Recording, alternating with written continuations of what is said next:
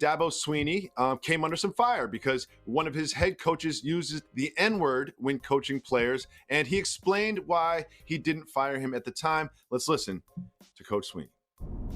And Coach Pearman was correcting DJ. He didn't do the right thing. And I think DJ or another player was talking to DJ, or DJ was yelling at the player.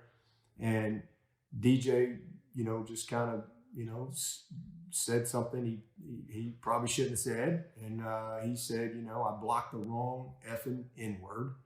And Coach Pearman, thought he was saying it to him, and he's mad, and he reacted, and he basically, in correcting him, repeated the phrase. And he said, we don't say we blocked the wrong effing N-word. And he repeated it. And he shouldn't have done that.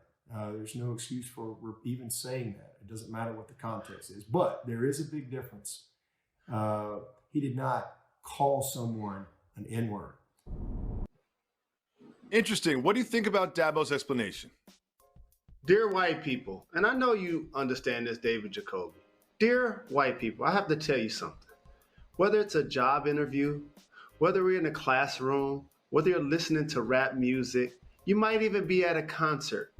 In particular, when you're in the presence of black people, you're not allowed to do two things. One, tell us and legislate to us how to use the word. And number two, you should not be using it. If you want to practice singing a rap song in the shower at home when nobody's around, that's totally up to you. If you want to mumble it when you're at a concert, when you think it's only white people around, that's up to you. But as an adult that's getting paid, and Dabo, you're the leader of men, and this is your student athlete, that term should not be used by one of your coaches. He should have got disciplined for that.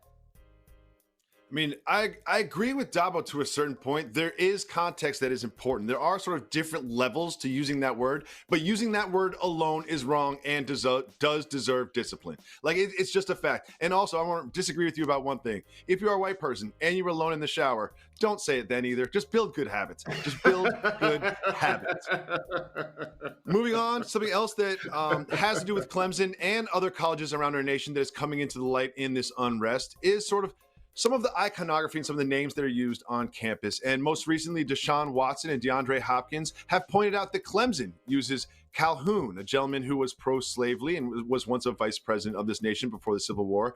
And we also have DK Metcalf, who's asking for a statue to be taken down at Ole Miss. And there are others voicing some of their feelings about the heritage that it's expressed through some of the iconography on their campuses. Do you think that this movement can address that and make some real change moving forward?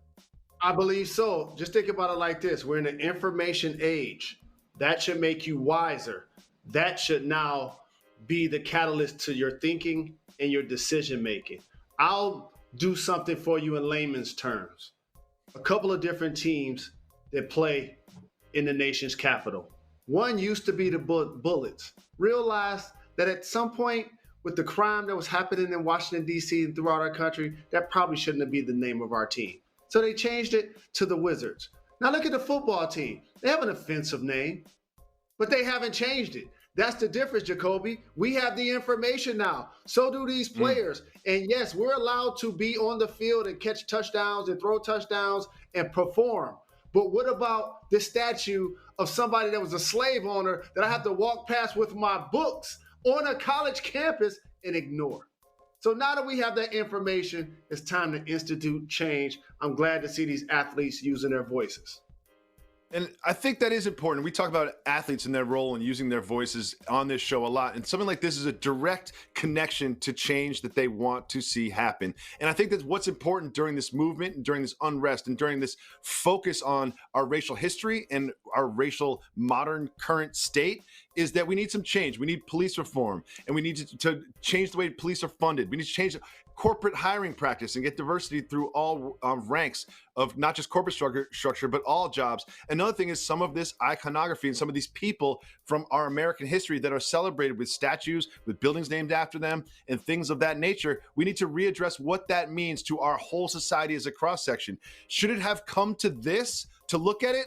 Probably not. But now that while we are here, I think these are some real things that we need to see changed in our society. And I think that an athlete does have a role in stepping up and saying something to make that happen. But I really want to ask you a question. In your opinion, do you really think that these changes are going to happen on these campuses? I believe they're going to happen, and here's why. And you can take what I said about Dabo with a grain of salt, but you know who's going to be paying attention? Parents and high school players. And they're going to start now, after this awakening, realize, am I just an athlete on a large campus that's a money-making cow to promote myself? Maybe I should start looking at other options. And you're going to see that happen. We talked about that on this show.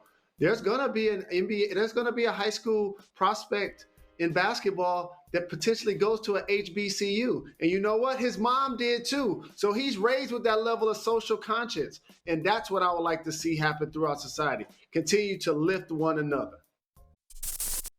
Thanks for watching ESPN on YouTube. For live streaming, sports, and premium content, subscribe to ESPN+.